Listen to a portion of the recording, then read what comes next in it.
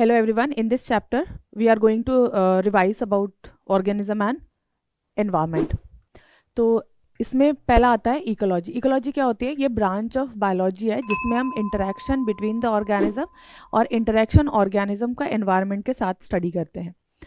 इसमें ecological levels होते हैं जिसमें पहला लेवल है ऑर्गेनिज्म. जितने भी ऑर्गेनिज्म है वो इस लेवल में आ जाते हैं. Second is population. जब ऑर्गेनिज्म कंबाइन होकर एक पॉपुलेशन फॉर्म करते हैं, that is population. Third is community. बहुत सारी different variety of population form करके कम्युनिटी बनाती है और बहुत सारी कम्युनिटी आपस में बायोम बनाते हैं. तो ये चार जो है ये हमारे इकोलॉजिकल ऑर्गेनाइजेशन है: organism, population, community and biome.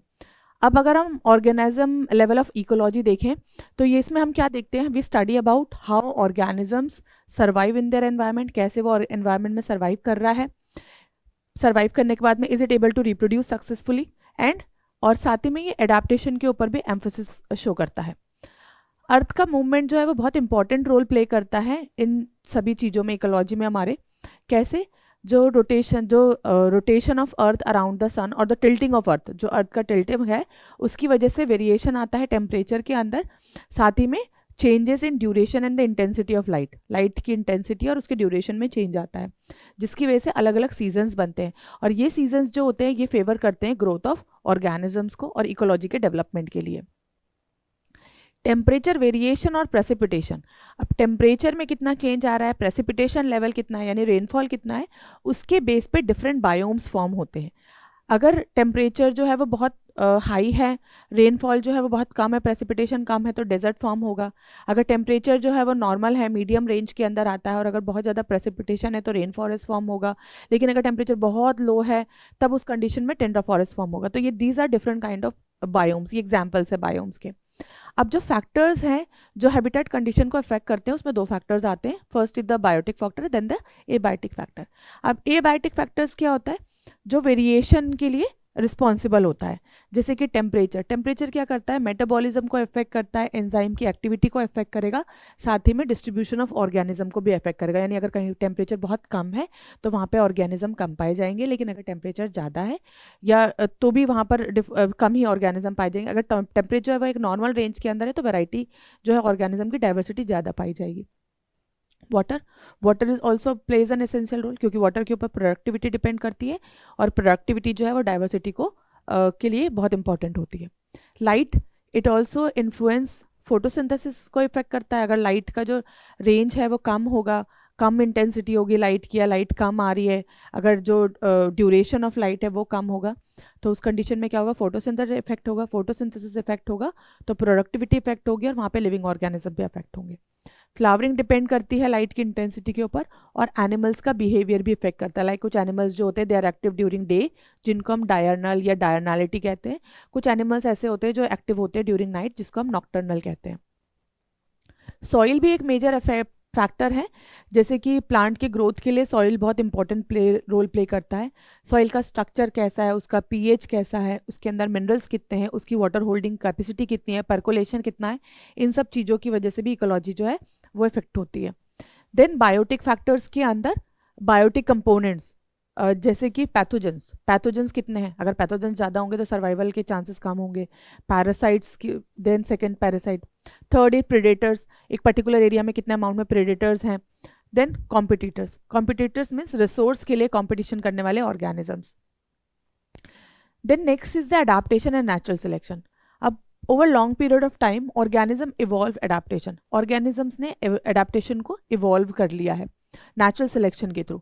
और जो ऑर्गेनिज्म अपने आप को अडाप्ट कर पाता है वही सर्वाइव कर पाता है और वही रिप्रोड्यूस करेगा और उसकी प्रोजेनी आगे बढ़ाएगा. देन नेक्स्ट काम दी इकोलॉजिकल निच. इकोलॉजिकल निच क्या होते हैं? हर ऑर्गेनिज्म का एक रेंज होता है सर्वाइव करने का, एक टॉलरेट करने का एक अपना खुद का कंडीशंस होते हैं. यानी ऐसी रेंज ऑफ कंडीशन जिसको वो टॉलरेट कर पाता है या उसको विथस्टैंड कर जाता है, उसको हम निच कहते हैं. सो range of environment condition it can tolerate. कितने एनवायरमेंट कंडीशन को टॉलरेट कर पाता है. Second, set of resources it can use. और रिसोर्सेज में से कितने सेट को वो रीयूज कर पा रहा है. ये क्या बनाता है? A distinct functional role in the ecosystem. तो निच जो होता है वो एक फंक्शनल रोल प्ले करता है. तो इकोलॉजिकल निच क्या है? Functional role of an organism along with the range of condition. Organism का functional role, range of temperature it can tolerate, and resources it can utilize. This completely form a niche. Then population attributes देखें हम. Population attribute क्या होता है? An individual has birth and death but a population has rates. अब एक individual की death rate हो सकती है, बर्थ रेट हो सकती है एक पर्टिकुलर इंडिविजुअल की, लेकिन जब हम एक पॉपुलेशन की बात करते हैं तो हम सिर्फ रेट्स को काउंट करते हैं. जैसे कौन कौन से रेट्स होते हैं? पहला होता है बर्थ रेट, जिसको हम नेटालिटी भी कहते हैं. इसमें नंबर ऑफ बर्थ पर individual in the population per unit time, एक पर्टिकुलर टाइम में कितने इंडिविजुअल ने बर्थ लिया है, इसको हम पर कैपिटा बर्थ रेट से एक्सप्रेस करते हैं. एग्जाम्पल लेते हैं लोटस प्लांट का, जो कि हमारी बुक में भी है कि लास्ट ईयर लोटस प्लांट में 20 प्लांट्स थे. अब अगर उसमें नए प्लांट ऐड हुए हैं जो कि टोटल 8 हैं, तो करंट पॉपुलेशन कितनी हो गई? 28 हो गई. अब हम इसमें जो बर्थ रेट है वो कैसे निकालेंगे? हम क्या करेंगे? फॉर्मूला लगाएंगे 8/20 इज इक्वल टू, जब हम इसको डिवाइड करेंगे तो 0.4 ऑफस्प्रिंग पर लोटस पर ईयर, यानी हर लोटस के कितने ऑफस्प्रिंग है? 0.4. देन डेथ रेट भी ऐसे ही निकालेंगे. डेथ रेट क्या होती है? मोर्टालिटी. ठीक है, नंबर ऑफ डेथ पर इंडिविजुअल, हर इंडिविजुअल पे कितनी डेथ हो रही है in the population per unit time, particular unit time में पॉपुलेशन में पर यूनिट इंडिविजुअल पे कितनी डेथ हो रही है, इसको हम एक्सप्रेस करते हैं per capita death rate. Example is fruit fly. Total fruit fly 40 है पर्टिकुलर एरिया में.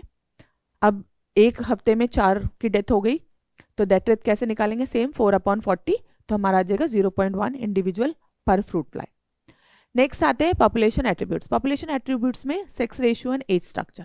अब सेक्स रेशियो में देखें तो proportion of male and female, कितने मेल्स पे कितनी फीमेल्स हैं पॉपुलेशन में. अब एन इंडिविजुअल इज इधर मेल और female but a population has a sex ratio. अब यहाँ पर भी हम बात करें इंडिविजुअल या तो मेल होगा या फीमेल होगा, लेकिन जब हम पॉपुलेशन की बात करते हैं तो हमें तो नहीं पता, तो हम उसमें क्या काउंट करते हैं? Sex ratio. Example 60% female and 40% males. अब सेक्स रेशियो को इन्फ्लुएंस कौन करेगा? रिप्रोडक्टिव पोटेंशियल, कितने पोटेंशियल रिप्रोडक्टिव जो है उस पर्टिकुलर एरिया में. ठीक, and future growth of the population, population की फ्यूचर ग्रोथ कितनी है, पोटेंशियली रिप्रोडक्टिव एक्टिव कितने हैं, और पॉपुलेशन की ग्रोथ की फ्रीक्वेंसी कितनी है. देन एज स्ट्रक्चर देखें तो population at any as give consistent of individual और डिफरेंट एज ग्रुप. इसमें क्या करते हैं हम? डिफरेंट एज ग्रुप को काउंट करते हैं.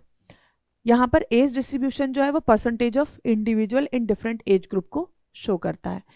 जैसे कि जो प्री रिप्रोडक्टिव है, रिप्रोडक्टिव है और पोस्ट रिप्रोडक्टिव, ये डिफरेंट एज ग्रुप्स हैं जिसको हम एज डिस्ट्रीब्यूशन के अंदर कंसीडर करते हैं. एज पिरामिड में देखें, जब एज डिस्ट्रीब्यूशन करते हैं तो हम उसको रिप्रेजेंट करते हैं ग्राफिकली एज पिरामिड्स के थ्रू. यानी अगर ह्यूमन पॉपुलेशन में देखें तो एज पिरामिड में क्या? Age distribution of male and female separately, दोनों का हम अलग अलग शो करते हैं. सिग्निफिकेंस देखें तो जो शेप होता है एज पिरामिड वो उसकी ग्रोथ को इंडिकेट करता है. फॉर एग्जाम्पल अगर एक्सपेंडिंग है इस तरीके से तो इसमें ब्रॉड बेस जो है वो शो कर रहा है प्री रिप्रोडक्टिव, यानी ऐसे ऑर्गेनिज्म जो अभी रिप्रोडक्टिव के स्टेज में नहीं है, छोटे हैं, मतलब प्री रिप्रोडक्टिव स्टेज में. Then large number of young individuals, यानी यहाँ पे इंडिविजुअल जो है यंग वो कैसे हैं? ज़्यादा हैं, बच्चे ज़्यादा हैं इसमें. ठीक है, उसके बाद में रिप्रोडक्टिव आता है, उसके बाद में पोस्ट रिप्रोडक्टिव, यानी जो ओल्ड एज है, जो रिप्रोड्यूस नहीं कर सकते. देन अगर हम स्टेबल पॉपुलेशन देखें तो यहाँ पे सिमिलर प्रपोर्शन आएगा यंग और मिडल एज में, यानी जितने यंग है उतने ही मिडल एज है, तो ये स्टेबल पॉपुलेशन हो गया. उसके बाद में थर्ड आता है हमारा डिक्लाइन पॉपुलेशन. ये जो डिक्लाइनिंग वाला है, डिक्लाइनिंग में क्या होगा? जो बेस होता है वो नैरो होता है. इसमें क्या बता रहे हैं कि more older individual than the young individual, young से ज़्यादा कौन से इंडिविजुअल पाए जाएंगे? मोर. जैसे कि इसमें देखो कि 3 लाइन्स जो होती हैं वो पिंक की आ रही है, और ये जो येलो लाइन है ये प्री रिप्रोडक्टिव यानी जो यंग है उनको शो कर रहा है. तो डिक्लाइनिंग में क्या होगा? जो ओल्ड एज वाले हैं वो ज़्यादा होंगे और जो यंग एज वाले हैं वो कम होंगे. नेक्स्ट पॉपुलेशन ग्रोथ देखें तो पॉपुलेशन साइज जो होती है वो कांस्टेंट नहीं होती है, ये चेंज करती है, चेंज होती रहती है. और किस चीज़ पे डिपेंड करेगा इसका चेंज? फूड की अवेलेबिलिटी पे, कितना फूड अवेलेबल है, प्रेडेटर प्रेशर कितना है, एंड क्लाइमेट और जो वेदर होता है उसके ऊपर डिपेंड करेगा. अगर कोई पॉपुलेशन की डेंसिटी में चेंज आ रहा है तो वो क्या शो कर रहा है कि पॉपुलेशन इज ग्रोइंग, इधर इट इज ग्रोइंग और इट इज स्टेबल और इट इज डिक्लाइंग, या तो ये 3 चीज़ें वो रिप्रेजेंट करेगा. पॉपुलेशन डेंसिटी को कुछ फैक्टर्स अफेक्ट करते हैं, जैसे कि या तो पॉपुलेशन इंक्रीज होगी या पॉपुलेशन डिक्रीज होगी. अगर पॉपुलेशन इंक्रीज हो रही है तो उस कंडीशन में क्या हो रहा है? नाटालिटी यानी बर्थ रेट. इसमें क्या है? जो नंबर ऑफ बर्थ है वो इंक्रीज हो रही है, number of birth added to the population per unit time, हर टाइम पीरियड में जो नंबर ऑफ बर्थ रेट है वो ऐड हो रहा है। सपोज कि एक दिन के अंदर अगर 20 बच्चों ने जन्म लिया है तो वो क्या हो रहा है, उसकी वजह से जो पॉपुलेशन है वो इंक्रीज होगी। सेम इमिग्रेशन, अगर किसी अदर प्लेस से कोई पर्सन किसी पर्टिकुलर एरिया में आता है तो वहाँ पर पॉपुलेशन बढ़ जाएगी। तो इमिग्रेशन मतलब number of individual of same species entering the habitat from outer side, उसी स्पीशीज के ऑर्गेनिज्म बाहर से कहीं से वहाँ पर आ गए, तो उस कंडीशन में इसको हम कहते हैं इमिग्रेशन। अब पॉपुलेशन डिक्रीज कैसे होगा, जब मोर्टिलिटी यानी डेथ रेट होगी। इसमें number of death of the population per unit time, particular unit type में कितनी की डेथ हो गई है, या अगर किसी पर्टिकुलर एरिया में 100 लोग हैं और 100 लोग में से 20 लोग की डेथ हो गई, तो अब यहाँ पर क्या है, पॉपुलेशन कम हो गई, यानी वो 80 रह गई। वहीं पर हमने नेटैलिटी के अंदर देखा था कि कहीं पर 100 है, वहाँ पे 20 बच्चों का जन्म हुआ तो +20 हो गया, तो पॉपुलेशन बढ़ गई।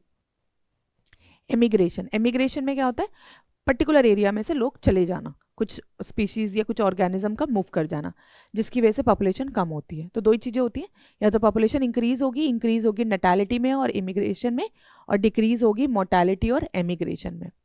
अब इसको हम फॉर्मूला के थ्रू, इक्वेशन के थ्रू एक्सप्रेस करते हैं। यहाँ पे इक्वेशन में n इज पॉपुलेशन डेंसिटी, सो ये जो n है ये क्या है, हमारे पॉपुलेशन डेंसिटी, t क्या है, टाइम।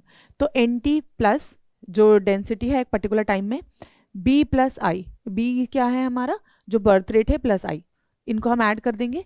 वहीं पर माइनस d प्लस ई, d यानी डेथ रेट प्लस एमिग्रेशन, ये जो है ये हमारी पॉपुलेशन डेंसिटी को शो करता है। ये फॉर्मूला क्या है, nt plus 1 population at the time particular time period में इज इक्वल टू nt जो टाइम पीरियड है population density, plus b plus I birth rate plus immigration minus d plus E, यानी death rate plus emigration. अब population हमारी increase कब होगी, जब b और जो i है वो ज़्यादा होगा, और पॉपुलेशन जो है वो डिक्रीज कब होगी, जब डेथ रेट और एमिग्रेशन वो ज़्यादा होगा। देन ग्रोथ मॉडल, अब जो ग्रोथ मॉडल होते हैं वो दो ही तरह का होता है, एक होता है एक्सपोनेंशियल ग्रोथ मॉडल और दूसरा जो होता है वो हमारा logistic growth model. Exponential growth model में बताया कंडीशंस होती हैं, इसमें अगर रिसोर्सेज आर अनलिमिटेड, अगर रिसोर्सेज जो है वो अनलिमिटेड होगी तो, और कोई no environmental resistance, then the population grow at it maximum biological product, जो पॉपुलेशन है वो मैक्सिमम ग्रो करेगी, जैसे कि आप इस ग्राफ में देख सकते हैं। ठीक है, यहाँ पर अगर रिसोर्स जो है वो अनलिमिटेड है तो ये इस तरीके से मैक्सिमम नंबर तक ये ग्रो करेगी, ये जो आप रेड कलर की लाइन देख सकते हैं। इसको हमने मैथमेटिकल एक्सप्रेशन से एक्सप्रेस करते हैं, dn upon dt is equal to b minus D N. इसके अंदर n जो है वो है population size, then b birth rate, then d is the death rate, r जो है वो इंट्रिंसिक फैक्टर है, और इसमें dn upon dt birth rate upon time, जो हमारा population upon time is equal to b minus D, birth rate minus death rate into population. तो जब रिसोर्सेज ज़्यादा होगा उस टाइम पे जो हमारा कर्व बनेगा वो जे शेप बनेगा। ठीक है, और जब रिसोर्स जो होगा वो कम होगा दैट टाइम पे, या लिमिटेड होगा, तब हमारा जो ग्रोथ कर्व होगा वो एस शेप का होगा। जे शेप कर्व कब बनेगा, जब population increase very rapidly increase करेगा। इंक्रीज कब करेगा, जब रिसोर्स जो है वो प्रॉपर होगा, और ज़्यादातर ये किस में देखने को मिलता है, बैक्टीरिया, एल्गी और पैरामीशियम में। वहीं पे जो सेकेंड हमारा था growth curve, that is called as logistic, या फिर जिसको हम वर्लिस्ट पर्ल मॉडल भी कहते हैं। क्यों कहते हैं इसमें, इसके अंदर रिसोर्स जो होता है वो लिमिटेड होता है, जिसकी वजह से कंपटीशन होता है, और कंपटीशन की वजह से जो पॉपुलेशन है वो प्रॉपर तरीके से ग्रो नहीं कर पाती, इनडेफिनेटली ग्रो करती है। यहाँ पे k is the carrying capacity, ठीक है ना, यानी maximum population size habitat can support sustainability, मतलब जब तक एक जो है पॉपुलेशन जो है वो सस्टेनेबल मतलब प्रॉपर तरीके से ग्रो कर पाता है, उसका मैक्सिमम। बियॉन्ड के पॉपुलेशन ग्रोथ स्टॉप। आप एक एग्जांपल ले लीजिए कि कोई वेसल है, मतलब किसी पेट्री प्लेट के अंदर अगर हम माइक्रोब ग्रो कर रहे हैं, तो माइक्रोब को ग्रो करने के लिए न्यूट्रिशन चाहिए, तो जब तक उसमें न्यूट्रिशन है तब तक माइक्रोब न्यूट्रिशन लेकर ग्रो करता रहेगा। लेकिन जब उसके अंदर उसके लिए न्यूट्रिशन खत्म हो जाएगा, फूड खत्म हो जाएगा, तब क्या होगा, वो माइक्रोब जो है वो डेथ होना शुरू हो जाएगी उस चीज़ की। तो ये इसी को शो कर रहा है कि क्या है, कैरिंग कैपेसिटी, मतलब कितना उसके लिए न्यूट्रिशन वहाँ पर या कितना उसके लिए फूड अवेलेबल है।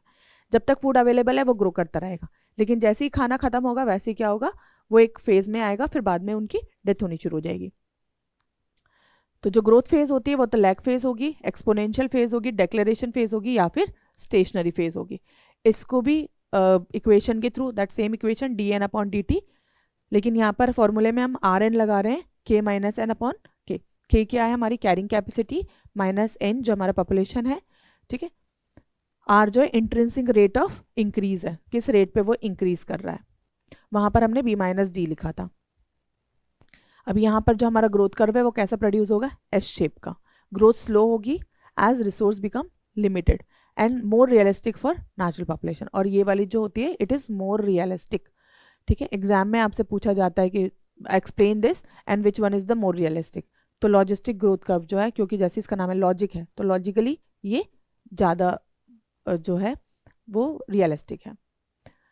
अगर हम दोनों का कंपैरिजन देखें एक्सपोनेंशियल का और लॉजिस्टिक में, तो अगर रिसोर्स अनलिमिटेड है तो एक्सपोनेंशियल ग्रोथ होगी, लिमिटेड है तो लॉजिस्टिक होगी। कर्व कैसा बनेगा, एक्सपोनेंशियल में जे शेप कर्व बनेगा, जबकि लॉजिस्टिक में एस शेप कर्व बनेगा।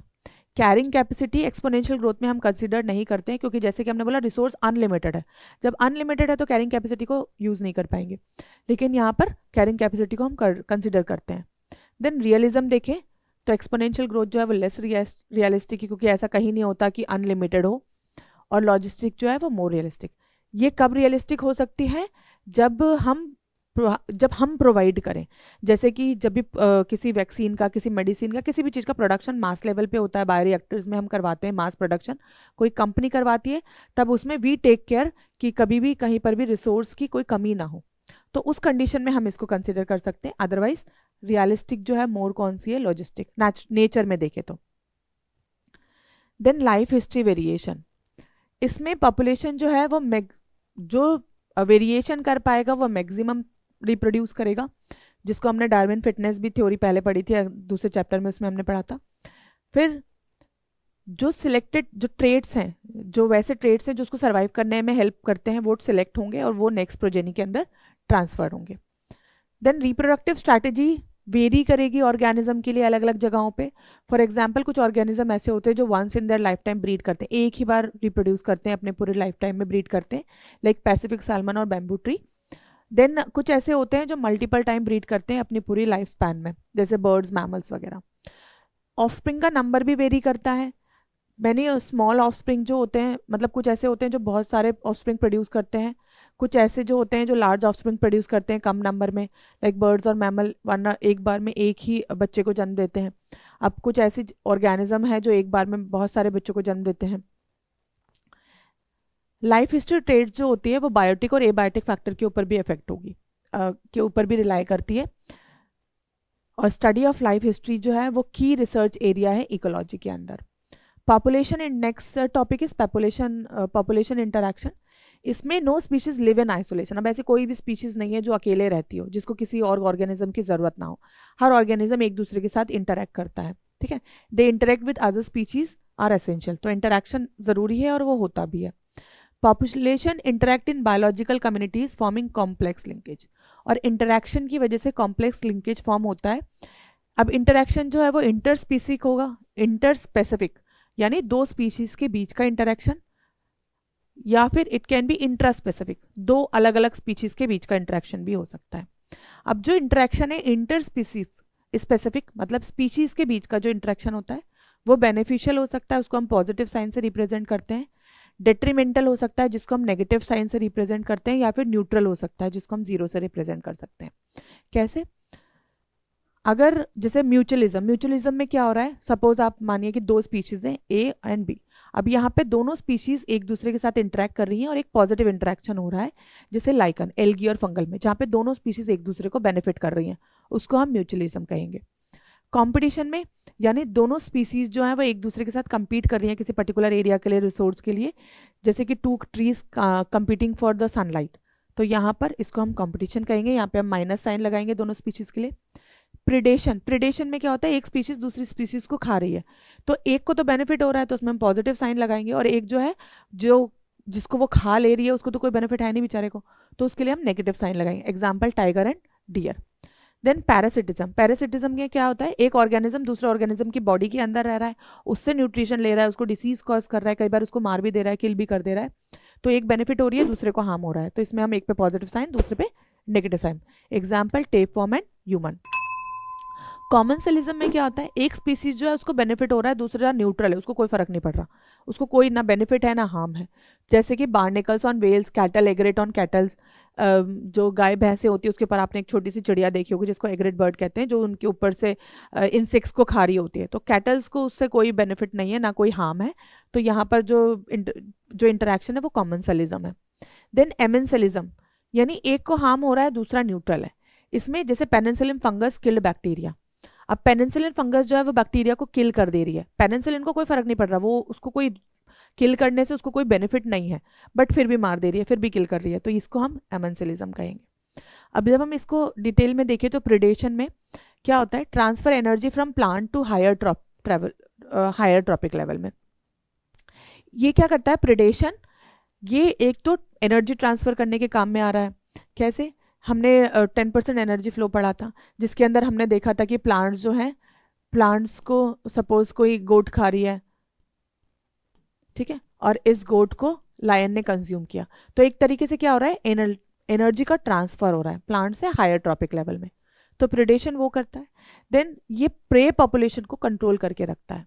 जो प्रे है, अगर प्रिडेशन नहीं होगा तो प्रे की पॉपुलेशन बहुत ज़्यादा हो जाएगी, यानी अगर बिल्ली अगर चूहे नहीं खाएगी तो फिर हर जगह चूहे ही चूहे घूमते मिल जाएंगे, ठीक है ना। Prevent over population and ecosystem instability, over population को भी प्रिवेंट करता है और इकोसिस्टम को इंस्टेबल होने से भी ये रोकता है। प्रे भी अपने आप को बचाने के लिए कुछ एडेप्टेशंस करते हैं, जैसे कि कैमोफ्लॉज, अपने एनवायरनमेंट के अंदर मिक्स हो जाना, इसको कैमोफ्लॉज कहते हैं, कलर चेंज करके या अपने बॉडी के ऊपर पैटर्न डेवलप करके, जैसे कि इंसेक्ट्स और फ्रॉग्स करते हैं। देन केमिकल डिफेंसेस, कुछ ऑर्गेनिज्म ऐसे होते हैं जिन्होंने केमिकल डिफेंस बना अपने अंदर प्रोड्यूस किया है। फॉर एग्जांपल मोनार्क बटरफ्लाई, ये जो मोनार्क बटरफ्लाई है ये ऐसे वीड के ऊपर फीड करती है जिसका टेस्ट बहुत ही गंदा होता है। अब जब क्योंकि ये गंदे टेस्ट वाले वीड को खा रही है, तो कोई और अगर ऑर्गेनिज्म इसको खाता है तो इसका टेस्ट बहुत गंदा होता है, इसलिए वो इसको नहीं खाता है, तो ये एक तरीके का केमिकल डिफेंस है। देन कैलोट्रॉपिस, अब प्रेडेटर्स जो होते हैं वो क्या करते हैं, स्पीसीज डाइवर्सिटी को मेंटेन करने में हेल्प करते हैं। और स्पीसीज डाइवर्सिटी कैसे, जो प्रेडेटर्स होते हैं जो प्रे है उनको फीड करते हैं, कंज्यूम करते हैं, जिसकी वजह से जो अदर स्पीशीज है वो रह जाती है, मेंटेन रहती है। Invasive species often succeed due to lack of natural predators. अब इस कंडीशन में क्या होता है, जो इन्वेसिव स्पीसीज है, इन्वेसिव स्पीसीज क्या होती है, कोई स्पीसीज जो बाहर से नई इंट्रोड्यूस हुई है, अगर कोई स्पीसीज वहाँ पर बाहर से कोई सी आ गई, अब उसके लिए तो उस पर्टिकुलर एरिया में कोई प्रेडेटर है नहीं, तो उस कंडीशन में क्या होता है, वो सक्सीड हो जाती है, मतलब वो अपनी पॉपुलेशन बढ़ा लेती है वहाँ पर, जब तक उसके लिए कोई प्रेडेटर नहीं आता है। Next is competition. कंपटीशन में क्या होता है, जब दोनों स्पीसीज एक ही रिसोर्स के लिए compete करते हैं और इंटरफेयर करते हैं, दैट इज कंपटीशन। कब होगा, इफ स्पीशीज आर अनरिलेटेड और रिसोर्सेज आर नॉट लिमिटिंग। अब अगर स्पीशीज अनरिलेटेड है तब वो compete करेंगे, और रिसोर्सेज जो है वो लिमिटेड है। कॉम्पिटिटिव, इसमें एक प्रिंसिपल दिया था which is called as competitive exclusion principle, जिसको हम गॉस एक्सक्लूसिव प्रिंसिपल भी कहते हैं। इसमें two species competing for same limiting resource can not coexist indefinitely. इसमें इन्होंने कहा था कि दो स्पीशीज अगर एक ही रिसोर्स के लिए compete कर रही हैं तो वो दोनों एक साथ एग्जिस्ट नहीं कर सकती हैं, उनमें से एक ही एग्जिस्ट करेगी। कौन सी एग्जिस्ट करेगी, जो ज़्यादा कॉम्पिटेंट होगी, जो ज़्यादा अपने आप को उस एनवायरनमेंट में सर्वाइव कर पाएगी, सक्सेसफुल होगी, जो कंपटीशन में जीत जाएगी, ठीक है। को एग्जिस्टेंस कब पॉसिबल होगा, जब रिसोर्स पार्शनिंग हो जाए। रिसोर्स पार्शनिंग मतलब डिफरेंट फीडिंग टाइम या स्ट्रेटजीज, मतलब ऑर्गेनिज्म जो है वो अलग अलग फीडिंग स्ट्रेटजीज डेवलप कर ले। लाइक हमने वॉलबर्ड बर्ड्स देखी थी ट्री के ऊपर, उन्होंने अपने बीक में इन्होंने क्या किया, अपने अंदर चेंजेस करके डिफरेंट काइंड ऑफ, या जो डार्विन फिंचेस हमने देखी थी, ठीक है, उन्होंने क्या किया था, अपने अंदर अडेप्टेशन करके अलग अलग काइंड ऑफ फूड को कंज्यूम करना शुरू कर दिया था, ठीक है ना। इस तरीके का अगर अडेप्टेशन होता है, जिसको हम रिसोर्स पार्शनिंग कहते हैं, उस कंडीशन में वो को एग्जिस्ट कर सकते हैं। Example 5 warbler species foraging differently on the same tree. अब यहाँ पर जो वॉल्बर स्पीशीज है ये बर्ड की स्पीशीज है, तो ये जो 5 वॉल्बर स्पीशीज हैं ये इन्होंने देखी थी एक ही पेड़ पर, जो कि फॉरेजिंग मतलब different kind of activity, different kind of food को कंज्यूम करके सर्वाइव कर रही थी, को एग्जिस्ट कर रही थी सारी। पैरासिटिज्म, पैरासाइट जो है जो दूसरे ऑर्गेनिज्म के अंदर या उसकी बॉडी के ऊपर रहकर उसी से न्यूट्रिशन लेता है, जिसके ऊपर ये रहता है, जिसके अंदर ये रहता है, उसको हम होस्ट कहते हैं। ये होस्ट के साथ ही इवॉल्व होता है। Host evolves defences. अब इसके अंदर क्या होता है, ये डिफेंसेस इवॉल्व कर लेता है और पैरासाइट इवॉल्व काउंटर अडाप्टेशन। अगर होस्ट के अंदर डिफेंस आ जाएगा, वो आप ले लिए डिफेंस, तो ये काउंटर अडाप्टेशन कर लेता है, ये उससे और ज़्यादा एडवांस हो जाएगा उसके ऊपर सर्वाइव करने के लिए। अब दो तरह के पैरासाइट्स होते हैं, एक होता है एक्टोपैरासाइट, एक एंडोपैरासाइट। एक्टोपैरासाइट जो बॉडी के बाहर रहता है, बॉडी के ऊपर रहेगा, लाइक लाइस, टिक्स।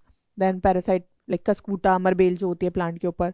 एंडोपैरासाइट जो बॉडी के अंदर रहता है होस्ट के, जैसे liver fluke, malaria parasite etcetera. एक और होता है जिसको हम कहते हैं ब्रूड पैरासिटिज्म। ब्रूड पैरासिटिज्म में क्या होता है, जो पैरासिटिक बर्ड है वो अपना एग ले कर लेती है होस्ट के नेस्ट में। फॉर एग्जाम्पल कुकू बर्ड जो अपना एग ले करती है क्रो के नेस्ट के अंदर। तो क्यों एग ले करती है, क्योंकि वो खुद नेस्ट बनाने के लिए केपेबल नहीं होती, उससे नहीं बनता है, वो नहीं बना पाती है। तो वो क्या करती है, अपना एग जो है वो क्रो के नेस्ट में ले करती है। और क्रो क्या करता है, उसके जो एग है उसको हैच होने तक वेट करता है, मतलब उसको हैच होने में हेल्प करता है, और उसके जो बेबी है उसको डेवलप होने में हेल्प करता है। इसको हम ब्रूड पैरासिटिज्म कहते हैं, यानी जिसके अंदर पैरासाइट बर्ड जो है वो एग ले करती है दूसरे बर्ड के नेस्ट के अंदर। Next is commensalism.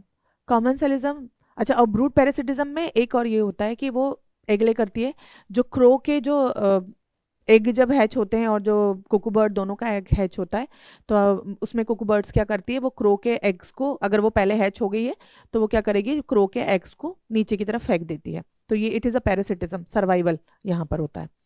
Common सेलिज्म में वन स्पीशीज बेनिफिट होती है और दूसरा रिमेन अनअफेक्टेड, उसको कोई फर्क नहीं पड़ता। Example orchids and mango tree. Orchid जो है वो मैंगो ट्री पे ग्रो करता है, तो इसमें ये जो ऑर्किड्स है उसको बेनिफिट हो रहा है, न्यूट्रिशन ले रही है, लेकिन mango tree is unaffected. Then barnacles on whales. Whales के ऊपर आपने बार्निकल्स देखे होंगे, जो वेल्स की बॉडीज, बार्निकल्स वेल की बॉडी के ऊपर क्यों होते हैं, मतलब एक जगह से दूसरी जगह पर मूव करने में हेल्प करती है वेल उसको। कैटल एग्रेट और ग्रेजिंग कैटल, मैंने जैसे पहले एग्जांपल बताया, कैटल्स गाय भैंसों के ऊपर बर्ड होती है छोटी सी, जो उसमें से इंसेक्ट्स को खा रही होती है। जब कैटल्स जो होती हैं वो जब बुशी एरियाज में से, यानी जंगलों में से, झाड़ियों में से गुजरते हैं, तो उनके ऊपर, बॉडी के ऊपर कीड़े आ जाते हैं जिनको ये बर्ड खाती है। तो बर्ड को फूड मिल रहा है, कैटल को कुछ, कोई इतना इंपॉर्टेंट नहीं है। Clown fish with C anemone. Clown fish जो कलरफुल फिश होती है, सी एनिमोन जो बहरे हो, जो पानी के अंदर आपने देखा होगा इस तरीके से फ्लोटिंग काइंड ऑफ स्ट्रक्चर्स होते हैं, तो क्लाउन फिश क्या करती है, इनके पीछे अपने आप को हाइड कर लेती है। Then mutualism. म्यूचुअलिज्म में क्या होता है, जहाँ पे बोथ स्पीशीज जो है वो बेनिफिट हो रही है, यानी पॉजिटिव पॉजिटिव साइन है। एग्जाम्पल लाइकेन, फंगस और एल्गी का एसोसिएशन होता है, जहाँ पे दोनों एक दूसरे को बेनिफिट कर रही हैं।